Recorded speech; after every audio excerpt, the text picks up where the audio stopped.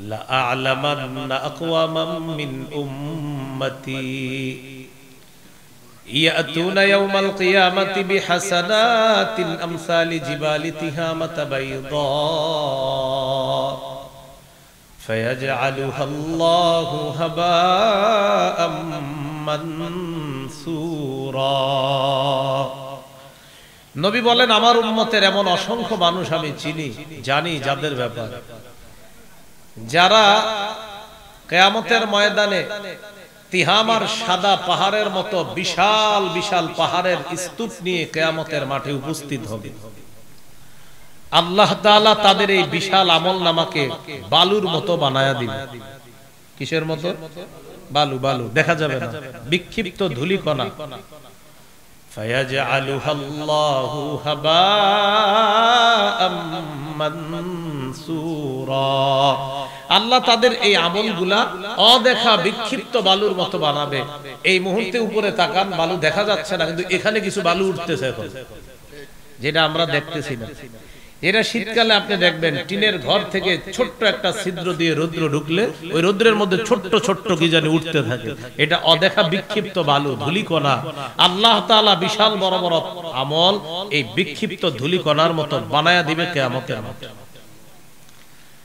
সাহাবীরা জিজ্ঞাসা করলেন হুজুর এরা কারা فقال رسول الله صلى الله عليه وسلم إنهم إخوانكم ومن جلدتكم يأخذون بالليل كما تأخذون حتى إذا خلوا بمحارم الله انتهكوها এরা হলো তারা যারা পর্দার আড়ালে কোনো হারামের মধ্যে যখন একা একা হয় তখন তারা ওই হারামের মধ্যে জড়িয়ে পড়ে মানুষের সামনে তারা গুনাহগুলা করে না কিন্তু পর্দার আড়ালে অসংখ্য অগণিত পাপের মধ্যে তারা জড়িয়ে পড়ে আল্লাহ তাদের আমলগুলা কিয়ামতের ময়দানে বিক্ষিপ্ত ধূলিকণার মতো বানায় আলহামদুলিল্লাহ الحمد لله كفى وسلام على عباده الذين اصطفى أما بعد فأعوذ بالله من الشيطان الرجيم بسم الله الرحمن الرحيم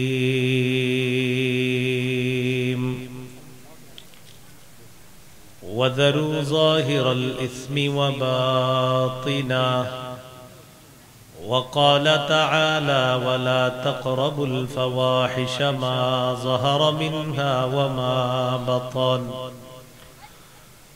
وقال رسول الله صلى الله عليه وسلم اتق المحارم تكن أعبد الناس وارض بما قسم الله لك تكن أغنى الناس وأحسن إلى جارك تكن مؤمنا وأحب للناس ما تحب لنفسك تكن مسلما ولا تكثر الضحك فإن كثرة الضحك تميت القلب أو كما قال عليه الصلاة والسلام اللهم صل على محمد وعلى آل محمد كما صليت على إبراهيم وعلى آل إبراهيم إنك حميد مجيد اللهم بارك على محمد وعلى آل محمد كما باركت على إبراهيم وعلى آل إبراهيم إنك حميد مجيد পবিত্র কোরআনের দুটি আয়াতে কারিমা তেলাওয়াত করেছি। প্রথম আয়াতটি হলো সূরা আনআমের 120 নম্বর আয়াত। দ্বিতীয় যে আয়াতটি তেলাওয়াত করেছি এটা হলো সূরা আনআমের 151 নম্বর আয়াত। সূরা আনআমের 120 নম্বর আয়াতে আল্লাহ একটা আদেশ করেছেন, আর 151 নম্বর আয়াতে আল্লাহ নিষেধ করেছেন। আল্লাহ যে আদেশ করেছেন এটা হলো ওয়াদারু যাহিরাল ইসমি ওয়া বাতিনা, তোমরা প্রকাশ্য পাপ গোপন পাপ ছেড়ে দাও, এটা হলো আল্লাহর আদেশ। সূরা আনআমের 151 নম্বর আয়াতে আল্লাহ নিষেধ করেছেন ওয়ালা তাকরাবুল ফাওয়াহিশা মা যাহারা মিনহা ওয়া মা বাতান, প্রকাশ্য অশ্লীলতা গোপন অশ্লীলতার কাছেও যেও না।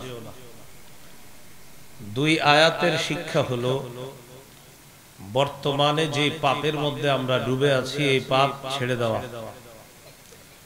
দ্বিতীয় শিক্ষা হলো নতুন করে পাপের কাছে না যাওয়া। আল্লাহ আমাদেরকে বর্তমান পাপগুলা বর্জন করে নতুন করে কোন পাপের কাছেও যেন আমরা না যাই। আল্লাহ আমাদেরকে এমন খাঁটি মুমিন হওয়ার তৌফিক দান করেন।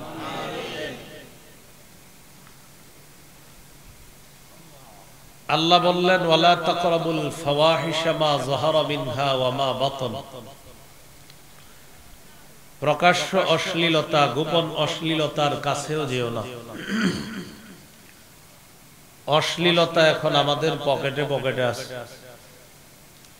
চাইলে মানুষ এখন খুব সহজে অশ্লীল কোনো কিছু করা তার পক্ষে সহজ। সহিহ বুখারীর বর্ণনা 6612 নম্বর হাদিস, রাসূলুল্লাহ সাল্লাল্লাহু আলাইহি ওয়াসাল্লাম বলেন ইন্নাল্লাহা কাতাবা আলা ইবনি আদম হাজ্জাহু মিনাজ জিনা আদরাকা যালিকা লা মাহালা, নিশ্চয় আল্লাহ তাআলা আদম সন্তানকে জিনার পরীক্ষা দ্বারা পরীক্ষা করবেন। ফাজিনাল আইনি আন নাজরু, চোখের জিনা হলো দেখা। এখন একটু নিজেরে পরীক্ষা করবেন, চোখের জিনা দেখা, যাকে সরাসরি দেখা হারাম, তাকে নাটক সিনেমায় দেখা হারাম, ভিডিও কলে দেখাও হারাম। এখন এই যে চোখের গুনাহটা, এটা আমরা কয়জন বাঁচতে পারতেছি? ওয়াজিনাল লিসানাল মানতিক, মুখের জিনা হলো কথা বলা। যার সাথে কথা বলা সরাসরি হারাম, মোবাইলেও তার সাথে কথা বলা হারাম। কিন্তু আপনি চিন্তা করে দেখেন এই গুনাহের মধ্যে কত মানুষ প্রতিনিয়ত জড়িয়ে পড়ছে। ওয়ান নাফসু তামান্না ওয়া তাশতাহি, অন্তর খারাপ কল্পনা করে, এটা অন্তরের জিনা। কারো ব্যাপারে খারাপ ধারণা করতে থাকে, এটা অন্তরের জিনা। অসংখ্য অগণিত মানুষ এই জাতীয় গুনাহের মধ্যে জড়িয়ে আছে। এখন আপনারা প্রত্যেকে নিজেরে জিজ্ঞাসা করে দেখবেন, গত এক মাস যাবত কয়জন পারছেন নাটক সিনেমা না দেখে থাকতে? কয়জন পেরেছেন মোবাইলে কোন ধরনের কোন নারীকে আপনি দেখেন নাই, যাকে দেখা হারাম এরকম কাউকে আপনি গত এক মাস দেখেন নাই? নিজে নিজের প্রশ্ন করেন, জবাব পেয়ে যাবে। সেটা টিকটক হোক, সেটা নাটক হোক, সেটা সিনেমা হোক, সেটা কোনো অ্যাডের মধ্যে হোক, সেটা কোনো মাধ্যমে হোক। এই জন্য আল্লাহ বললেন প্রকাশ্য অশ্লীলতা গোপন অশ্লীলতার কাছেও যেও না। অনেক মানুষ আছে আমাদের সামনে গুনাহ করে না, কিন্তু তিনি পর্দার আড়ালে গুনাহ করে। এরকমও মানুষ পাবেন আপনি। তাদের ব্যাপারে রাসূলুল্লাহ সাল্লাল্লাহু আলাইহি ওয়াসাল্লাম বলেন লা আ'লামান্না আকওয়ামান মিন উম্মতি ইয়াতুনা ইয়াওমাল কিয়ামাতি বিহাসানাতিন আমসালি জিবালি তিহামাতা বাইদা فيجعلها الله هباء منثورا। নবী বলেন, আমার উম্মতের এমন অসংখ্য মানুষ আমি চিনি, জানি, যাদের ব্যাপারে যারা কিয়ামতের ময়দানে তিহামার সাদা পাহাড়ের মতো বিশাল বিশাল পাহাড়ের স্তূপ নিয়ে কিয়ামতের মাঠে উপস্থিত হবে। আল্লাহ তাআলা তাদের এই বিশাল আমলনামাকে বালুর মতো বানায়া দিবে। কিসের মতো? বালু, বালু দেখা যাবে না, বিক্ষিপ্ত ধূলিকণা। ফায়াজআলুহাল্লাহু হাবাআম মানসুরা। আল্লাহ তাদের এই আমলগুলা অদেখা বিক্ষিপ্ত বালুর মতো বানাবে। এই মুহূর্তে উপরে তাকান, বালু দেখা যাচ্ছে না, কিন্তু এখানে কিছু বালু উঠতেছে এখন, যেটা আমরা দেখতেছি না। এরা শীতকালে আপনি দেখবেন টিনের ঘর থেকে ছোট্ট একটা ছিদ্র দিয়ে রৌদ্র ঢুকলে ওই রৌদ্রের মধ্যে ছোট্ট ছোট্ট কি জানি উঠতে থাকে। এটা অদেখা বিক্ষিপ্ত বালু, ধূলিকণা। আল্লাহ তাআলা বিশাল বড় বড় আমল এই বিক্ষিপ্ত ধূলিকণার মতো বানায়া দিবে কিয়ামতের মাঠে। সাহাবীরা জিজ্ঞাসা করলেন, হুজুর এরা কারা? ফাকালা রাসূলুল্লাহ সাল্লাল্লাহু আলাইহি ওয়াসাল্লাম, ইন্নাহুম ইখওয়ানুকুম ওয়া মিন জালদাতিকুম ইয়াখুযুনা বিল-লাইলি কামা তাখুযুনা হাত্তা ইযা খালাউ বিমাহারিমিল্লাহ ইনতাহাকুহা। এরা হলো তারা যারা পর্দার আড়ালে কোন হারামের মধ্যে যখন একা একা হয় তখন তারা ওই হারামের মধ্যে জড়িয়ে পড়ে। মানুষের সামনে তারা গুনাহগুলা করে না, কিন্তু পর্দার আড়ালে অসংখ্য অগণিত পাপের মধ্যে তারা জড়িয়ে পড়ে। আল্লাহ তাদের আমলগুলা কিয়ামতের ময়দানে বিক্ষিপ্ত ধূলিকণার মতো বানায়।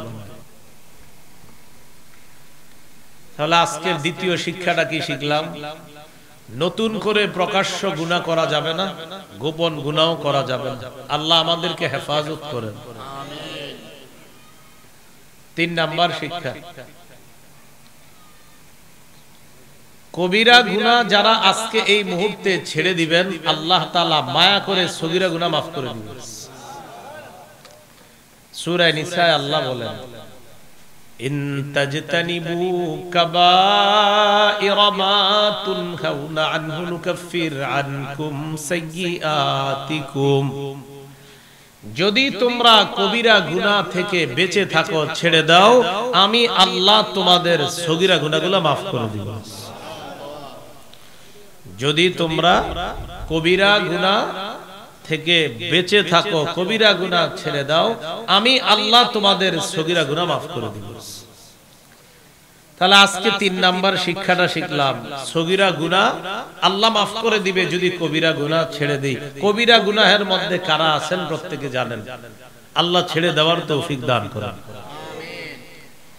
4 নাম্বার আলোচনা, আমি যদি এখন আপনাদের সামনে ঘোষণা করি আগামী 24 ঘন্টা কারা কারা পারবেন 100 রাকাত নফল নামাজ পড়বেন, নফল নামাজ পড়ে একটা মোটরসাইকেল পুরস্কার হাদিয়া নেবেন।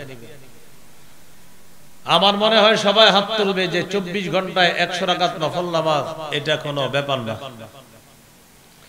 মোটরসাইকেল যারা চালাইতে পারে না তারাও হাত তুলবে, কেন? নিয়া বেচে নেব, সমস্যা কি? কিন্তু আমি যদি বলি আগামী 24 ঘন্টায় একটা গুনাহ কেউ করবেন না, কারা কারা পারবেন, তখন হাত উঠতে গিয়ে উঠবে না। কেন উঠবে না? হাত উঠার সময় অনেকের মনে পড়বে আমি তো সুদের সাথে গত 1 মাস যাবত জড়িয়ে আছি। আমি যদি হাত তুলি তো হলো না, আমি তো অলরেডি গুনাহের মধ্যে আছি। আরেকজনের হাত উঠবে না, কেন? আমি তো ঘুষের মধ্যে অলরেডি আছি, আমি কেমনে হাত উঠাবো? আরেকজনের হাত উঠবে না, কেন? যে অমকের ভুলভাল বুঝ দিয়ে তার জমিটা আরেকজনের কাছে বিক্রি করে দিমু, ওরে বলবো যে ভাই আমারে বেশি কিছু দেওয়া লাগবে না, আপনার কাছ থেকে 5-6 হাজার টাকা আমারে দিয়ে দিলে হবে। আবার যারে বিক্রি করে দিব ওরেও এটা বলি, কিন্তু এর মাঝে আমি কৌশলে 3-4 লাখ টাকা হাতায় নিছি তার কাছ থেকে, যা সেটা ও বুঝে নাই, ক্রেতা বিক্রেতা কেউ বুঝে নাই। এই যে কাজটা আমি করব, এটা কি ভালো কাজ না পাপ? এজন্য হাত উঠতে গিয়ে উঠবে না, কেন? কারণ আমি তো অসংখ্য গুনাহের মধ্যে আছি, উঠবে কেমনে হাত? কি বুঝলাম? নেকির কাজ করার জন্য হাজার মানুষ চ্যালেঞ্জ দিতে প্রস্তুত, পাপের কাজ ছাড়ার জন্য হাত উঠতে প্রস্তুত না। এই জন্য আল্লাহ রাসূল বলছেন, এই হলো একজন মানুষ, এই মানুষটা প্রচুর নফল ইবাদত করে আবার পাপও করে, আর এই মানুষটা নফল ইবাদত একটু কম করে কিন্তু পাপ করে না। নবী বলেন এই মানুষটা আল্লাহর কাছে সবচাইতে শ্রেষ্ঠ আবেদ। তিরমিজির হাদিস 2305 নম্বর হাদিস। হাদিসের বর্ণনাকারী আবু হুরায়রা রাদিয়াল্লাহু তাআলা তিনি বলেন, قال رسول الله صلى الله عليه وسلم من يأخذ عني هؤلاء الكلمات فيعمل بهن أو يعلم أن يعمل بهن। তোমাদের মধ্যে কে আছে এমন, আমি এখন কিছু কথা বলবো, এই কথাগুলা গ্রহণ করবা, নিজে আমল করবা, যারা আমল করবে তাদেরকে শিখায়া দিবা। আবু হুরায়রা রাদিয়াল্লাহু তাআলা আনহু হাত উঠাইলেন, হুজুর আমি আছি, আমি আপনার কথা গ্রহণ করব, নিজে আমল করব, অন্যকে শিখিয়ে দিব তারাও যেন আমল করে। এই হাদিস আপনাদের সামনে বলার আগে যারা শ্রোতা, এই হাদিস শোনানোর নিয়ম হলো যারা এই হাদিস শোনে তারা ওয়াদা করতে হয় যে আপনি এখন যা বলবেন আমরা সব মানব। না হলে এই হাদিস বলার নিয়ম কি? এই হাদিস বলার নিয়ম এটা। এখন আমি আপনাদের সামনে যে হাদিসটা বলবো, কারা কারা আছেন আমল করবেন, এটা হলো নিয়ম। তো সামনে যারা ওরা ওয়াদা করতে হয় আমরা আমল করব, আসলে করবেন তো? এই হাদিস শোনার আগে এটা নিয়ম। তো আবু হুরায়রা রাদিয়াল্লাহু তাআলা আনহুর হাত ধরলেন নবীজি, ধরে আদ্দা খামসা, গুনে গুনে 5টা জিনিস শিখিয়ে দিয়েছে। 1 নাম্বার, ইত্তাকিল মাহারিমা তাকুন আ'বাদান নাস।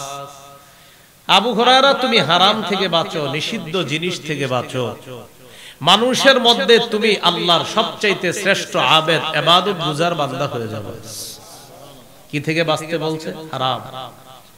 বলেন হারাম খাবো না, হারাম বলবো না, হারাম করব না।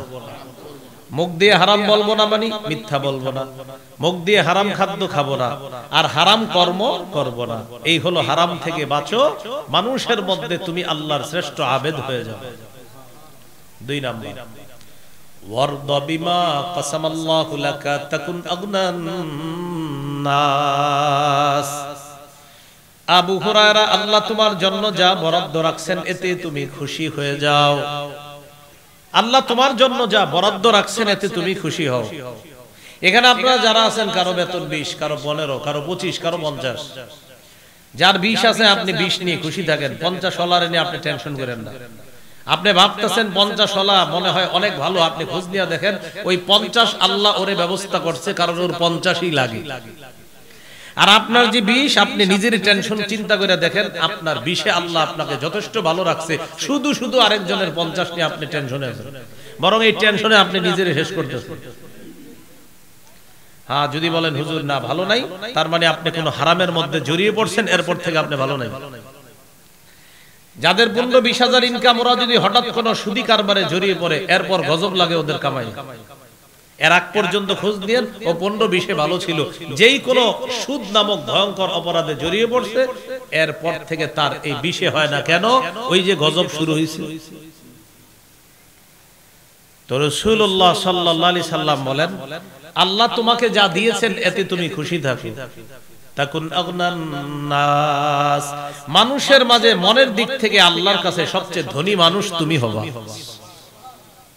3 নাম্বার, ওয়া আহসিন ইলা জারিকা তাকুন মুমিনা। তুমি প্রতিবেশীর সাথে উত্তম আচরণ করো, খাঁটি মুমিন হয়ে যাবে। আমি গাড়ি থেকে নামার পর মঞ্চে আসছি, আসতে আসতে গাড়ি থেকে সবার একের পর এক মুসাফা করছে। এখানে আসার পর ওনারাও মুসাফা করছে, কিন্তু দেখেন যারা আমার সাথে আজকে মুসাফা করছে তাদের মাঝে এমনও লোক পাবেন যারা গত 5 বছর প্রতিবেশীকে সালাম দেয়নি, প্রতিবেশীকে সালাম দেয়নি। অথচ দেখেন আমি বা আমার পরে কোনো কেউ যেই আলেম আসে আমরা সবাই সালাম দিই। আপনারা যারা আছেন সবাই আমি যাওয়ার সময় দেখা যাবে সালামের বন্যা বসায় দিবেন আমার, কিন্তু প্রতিবেশীকে 5 বছর 10 বছর সালাম দেই না অনেক মানুষ। কেন দেয় না? হ্যাঁ তো আমগো পাশের ঘরের লোক। সালাম দেন না কেন? ও আমগো উত্তর পাড়ার আব্দুর রহিম মিয়া, সালাম দেন। কোন তো আমার ভাতিজা লাগে। আরে সালাম দেন না কেন? অথচ রাসূলুল্লাহ সাল্লাল্লাহু আলাইহি সাল্লাম বলেন প্রতিদিন প্রতিবেশীকে একটা সালাম দিয়ে হলেও প্রতিবেশীর হক আদায় করো।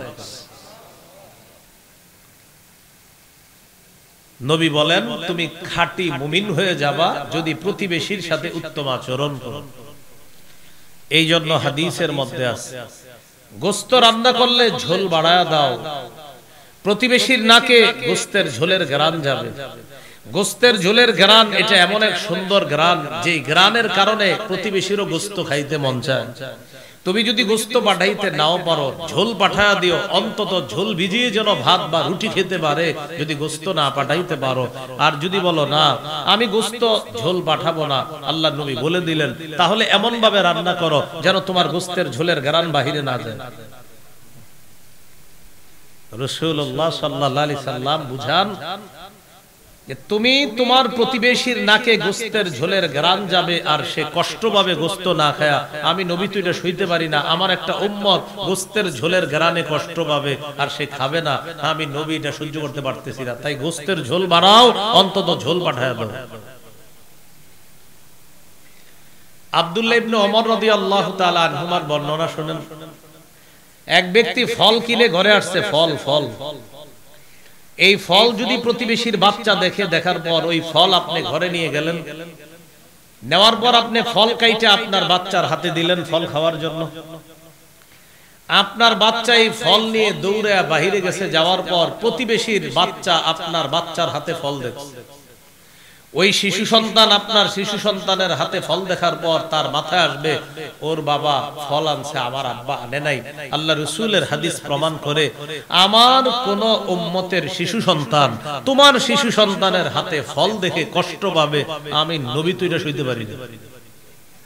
তাহলে ফল যেহেতু দেখায় নিছো, তুমি প্রতিবেশীর বাচ্চাকে ফল দাও। আর যদি বলে না দিবা না, তো কালো ব্যাগ দিয়া বা যেমনে পারো ফল ঘরে নাও, যেন প্রতিবেশী বুঝতে না পারে এটার ভিতরে কি আছে। কিন্তু তুমি যখন দেখায় নিছো পাঠাও। ভাই মনে রাখবেন এগুলো আমরা মানি না। তরমুজটা গরমকালে, প্রচন্ড গরমকাল, আপনি জানেন আপনার পাশের প্রতিবেশী আপনার চেয়ে একটু দুর্বল, পয়সা করিতে দুর্বল, তরমুজ আপনি দেখায় দেখায় ঘরে ঢুকছেন গরমকালে। আচ্ছা বলেন তো প্রচন্ড গরমে কি মনে চাবে ওনার? হ্যাঁ, একটু তরমুজ খাইতে। আপনি সুন্দর দেখায় দেখায় নিছেন, নেওয়ার পর আপনি পাঠান নাই, আল্লাহ রাসূল কষ্ট পাচ্ছে বিষয়টা। যদি বলেন আমি কাউকে দিব না, কালো ব্যাগ দিয়ে আপনি তরমুজ ঘরে নেন যেন বুঝতে না পারে এটা কি ফুটবল না তরমুজ। আল্লাহ আমাদেরকে বোঝার তৌফিক দান করেন। আপনি আপনার প্রতিবেশীর পাশে বড় বাড়ি তুললেন, 2 তলা 3 তলা, আল্লাহ রাসূল সাল্লাল্লাহু আলাইহি সাল্লাম বলেন তুমি যে 2 তলা 3 তলা বাড়ি উঠাইলা, পাশের প্রতিবেশীকে একটু বইলা নিও, হুজুর এটা কেন? আমার জায়গায় আমি বাড়ি উঠাবো। নবীজি বলেন শোনো, তুমি বাড়ি উঠানোর পর এক পাশের বাতাস বন্ধ হবে, আমার উম্মতের বাতাস বন্ধ তুমি করলা, একটু বইলা করবা তো। আমার উম্মতের বাতাস বন্ধ করবা এক পাশের, ওরে একটু বইলা নাও। ও তো এতদিন বাতাস গ্রহণ করতো, তুমি বইলা নাও ভাইজান আমি তো একটা বাড়ি করব। আপনি কিছু মনে করেন না, আমার তো আসলে এই জায়গায় 3-4টা ছেলে, আমার এই ছেলেগুলোর জন্য আমি বাড়ি বানাতে হবে 3-4 তলা, তাই আপনি কষ্ট নিয়েন না, আমি বাড়ি উঠানোর পর আপনার এক পাশের বাতাস বন্ধ হবে, এই কষ্ট দেওয়ার জন্য আমি অগ্রিম আপনার কাছে ক্ষমা প্রার্থী। উনি কি কষ্ট পাবেন আর আরো খুশি হবে? আল্লাহ রাসূল আমাদেরকে মুমিন হওয়া শিখাইলেন, তুমি প্রতিবেশীর সাথে উত্তম আচরণ করো, খাঁটি মুমিন হবে। 4 নাম্বার ওয়া আহিব্বালিন নাস মা তুহিব্বু লিনাফসিকা তাকুন মুসলিমা। মানুষের জন্য তুমি তা পছন্দ করো যেটা নিজের জন্য পছন্দ করো, খাঁটি মুসলমান হয়ে যাবা। নিজের জন্য যা পছন্দ করো, মানুষের জন্য তা পছন্দ করো, খাঁটি মুসলমান হবা। একটু মন দিয়ে বুঝেন, আপনি রাস্তা দিয়ে হাঁটতেছেন, এই রাস্তাটা দিয়ে হঠাৎ একটা কলার সিল্কা দেখলেন, আর কলার সিল্কা এমন বিপজ্জনক এটাতে গাড়িও অ্যাক্সিডেন্ট হয়ে যায়। মানুষ তো অ্যাক্সিডেন্ট হয়, গাড়িও অ্যাক্সিডেন্ট হয় কলার সিল্কা। তো আপনি ওই কলার সিল্কায় পা লাগার পর আপনি পড়ে গেলেন, এখন আপনি তাকায় দেখলেন এই জায়গায় একটা জানালা খোলা, ও মনে হয় এই বাড়ির লোকেরা কলা খায়া সিলকাটা ফেলাইছে, এই জন্য আপনি নিয়ত করে ফেললেন কি দাঁড়াও তোমগো বাড়ির মেন গেটে কলার সিলকাটা রাখবো, সবগুলা পরার পর বুঝবা। এখন এই যে আপনি কলার সিলকাটা সরানোর পরিবর্তে ওদের বাড়ির দরজায় নিয়ে রেখে দিলেন এই নিয়তে যে তারাও যেন কষ্ট পায়, হাদিসের ভাষ্য অনুযায়ী আপনি খাঁটি মুসলমান হতে পারেন না। আপনার পায়ের মধ্যে ইটের একটা টুকরা লাগলো, হঠাৎ তাকায় দেখেন বাঁশের ছাদ থেকে ইটের টুকরা পড়ছে, আপনি চিন্তা করলেন মনে হয় এই বাসা থেকেই পড়ছে, যেহেতু এটার ছাদ দিতেছে এখন, এবার আপনি নিয়ত করলেন ঘরের দরজায় ইটের টুকরা কয়েকটা রাখবো। রাজমিস্ত্রি যারা আছে ওরাও যেন ইটের টুকরার উপরে পড়ে ব্যথা পায়, তারপর বুঝতে পারবে আমি ইটের টুকরার পায়ে কি পরিমাণ ব্যথা পাইছি। এই নিয়তে আপনি ইটের টুকরা কতগুলা ঘরের দরজায় রেখে দিলেন, হাদিসের ভাষ্য অনুযায়ী আপনি খাঁটি মুসলিম হতে পারেন। রাসূলুল্লাহ সাল্লাল্লাহু আলাইহি সাল্লাম বলেন, কোন ব্যক্তি যদি রাস্তা থেকে কষ্টদায়ক বস্তু এই নিয়তে সরিয়ে দেয়, কলার সিলকা, ইটের টুকরা, ছোট্ট কোনো কাটা ইত্যাদি অথবা যে কোনো কিছু সরায় দেয় এই নিয়তে যে আমার কোন মুসলমান ভাই বোন যেন কষ্ট না পায়, গফারাল্লাহু লাহু মা তাকদ্দামা মিন যামবি, আল্লাহ তার আগের সব গুনাহ মাফ করে দেন। তাহলে মুমিন হওয়া শিখলাম, মুসলিম হওয়া শিখলাম। মুমিন হওয়া প্রতিবেশীর সাথে উত্তম আচরণ করা, মুসলিম হওয়া আমার কোন ভাইয়ের জন্য কষ্ট কামনা না করা, বরং আমার প্রতিটা ভাইয়ের জন্য আমি ভালো কিছু কামনা করা, খাঁটি মুসলমান হওয়া। 5 নাম্বার, ওয়ালা তুকসিরিদ দিহকা ফাইন্না কাসরাতাদ দিহকি তুমিতুল কলবা। আবু হুরায়রা, বেশি হাসবা না, বেশি হাসি অন্তর মৃত বানিয়ে দেয়। বেশি হাসবা না, বেশি হাসি অন্তর মৃত বানায় দেয়।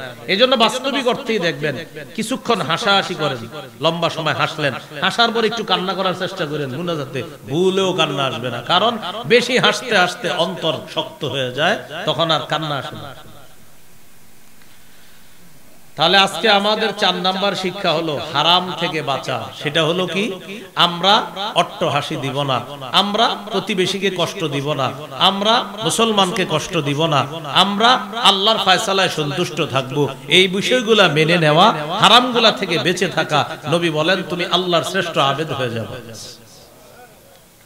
5 নাম্বার, এটা আমার সাথে একটু বলেন তাহলে মনে থাকবে। বলেন, কখনো কোনো পাপ হয়ে গেলে পাপের কথা সবাইকে বলে বেড়াবো না, প্রয়োজনে ব্যক্তিগতভাবে আল্লাহওয়ালা বুজুর্গকে বলতে পারবো, সবাইকে বলবো না। মানে আপনি একটা পাপের মধ্যে আছেন, এই পাপটা ছাড়তে পারতেছেন না, এখন আল্লাহওয়ালা কোনো বুজুর্গ আলেমের কাছে বলতে পারেন আমি তো এই পাপটা ছাড়তে পারি না, আমি এখন কি করব, তিনি পরামর্শ দিবেন এই কাজ করেন। তবে পাপ সবার কাছে বলে বেড়ানো যাবে না। সহিহ বুখারীর বর্ণনা, قال رسول الله صلى الله عليه وسلم كل امتي معافى الا المجاهرين। নবীজি বলেন আমার উম্মতের সকলকে আল্লাহ মাফ করে দিবে, শুধু তাদেরকে না যারা গুনাহ করার পর অন্যদেরকে বলে বেড়ায়, তাদেরকে আল্লাহ মাফ করবে না। আমার উম্মতের সকলকে আল্লাহ মাফ করবে, তাদেরকে না যারা গুনাহ করার পর মানুষকে তাদের এই গুনাহ বলে বেড়ায়, পাপ বলে বেড়ায়, তাদেরকে আল্লাহ মাফ করবে না। নবীজি বলেন কিছু উম্মত আছে বোকার মতো, রাতের বেলা পাপ করে আল্লাহ তার পাপের উপর পর্দা ফালায়া রাখে, আল্লাহ তার পাপটা ঢাইকা রাখে, সকালবেলা সে বন্ধুদের কাছে বলে বেড়ায় আমিলতুল বারিহাতা কাযা ওয়া কাযা, আমি রাতের বেলা এই পাপ করেছি। আল্লাহ তাআলা তার পাপের উপর পর্দা ফালায়া রাখছিলেন, আল্লাহ পাপের উপর পর্দা ফালায়া রাখছে, আর ওই ব্যক্তি সকালবেলা অন্যদের কাছে তার পাপের কথা বলে বেড়ায়। নবীজি বলেন বোকার মতো এই কাজটা কেন করলা, তোমার পাপ তো আল্লাহ ঢেকে রাখছিলেন, তুমি ইচ্ছা করে পাপটা কেন আরেকজনের কাছে প্রকাশ করলে। সহিহ মুসলিমের এক হাদিস শুনেন, কিয়ামতের ময়দানে অনেক পাপীকে আল্লাহ ডাকবে পর্দার আড়ালে, ডাকার পর বলবে আতারিফু যামবা কাযা ওয়া কাযা, তুমি কি এই পাপ স্বীকার করো? 3 বার স্বীকৃতি নেওয়ার পর আল্লাহ তাআলা বলবেন তোমার কিছু কিছু ভালো কাজ আছে, আমি আল্লাহ এই ভালো কাজে খুশি হয়ে পর্দার আড়ালে তোমার পাপগুলা ঢেকে রাখলাম, তোমাকে মাফ করে দিলাম, ডান হাতে আমলনামা দিয়ে দিলাম, পর্দার বাহিরে গিয়ে কাউকে বলা দরকার নেই।